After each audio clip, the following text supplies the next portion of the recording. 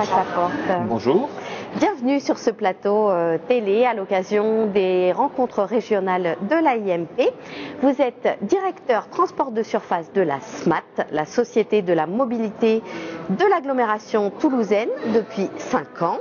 Quel est votre métier ? Donc notre métier, c'est d'être au service, j'allais dire, de la population en développant des projets. Donc on part à partir du cahier des charges que nous transmet l'autorité organisatrice des transports. C'est de développer les projets sur la phase qu'on appelle préopérationnelle, donc toute la partie étude, et après réalisation jusqu'à la mise en service. Et au moment de la mise en service, on transfère l'ouvrage ou l'infrastructure à tisser aux voyageurs qui se met à exploiter soit la ligne de bus, soit la ligne de tramway, soit la ligne de métro pour les voyageurs. Donc on participe au développement des transports en commun de l'agglomération toulousaine depuis notre création, donc plus de 40 ans. D'accord. Alors, le transport de surface, qu'est-ce que c'est précisément ? Alors le transport de surface, la particularité, je dirais, dans le monde du transport en commun, on a, j'allais dire, le métro qui est plutôt une infrastructure qui est relativement, j'allais dire, peu impactante au niveau de la surface. Et à partir du moment où on est dans le sous-sol, on a des préoccupations particulières. Par contre, tout ce qu'on appelle transport en surface, dès qu'on commence à intervenir au niveau de la ville, sur des rues, auprès des voisinages, donc on a un impact un petit peu différent. Et en plus, on est soumis à des procédures différentes. Donc en fait, tout ce qui est surface, c'est plutôt en lien avec des relations avec les services de l'État, avec les services de la métropole.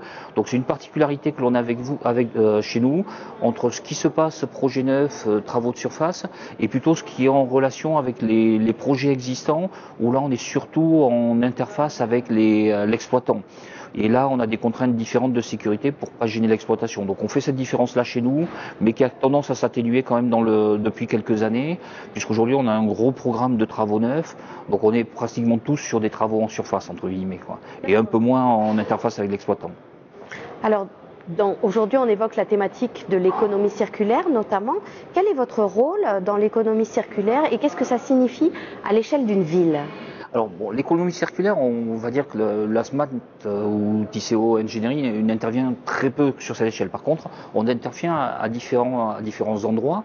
Par rapport à ça, on a une politique, alors que nous on appelle plutôt le développement durable en termes général, mais une volonté de minimiser l'impact au niveau de l'environnement et de réutiliser un maximum, j'allais dire, d'éléments qu'on peut avoir au niveau de nos chantiers. Donc on met en place par exemple au niveau du recyclage des composants, à partir du moment où on commence à refaire des chaussées, on essaye de recycler les composants.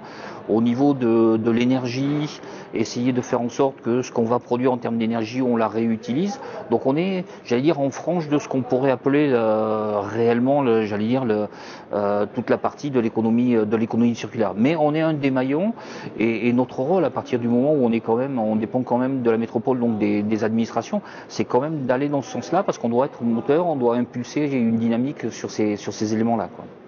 D'accord, on verra ce que ça donne dans l'avenir avec l'évolution de la ville. Jean-Jacques Laporte, merci.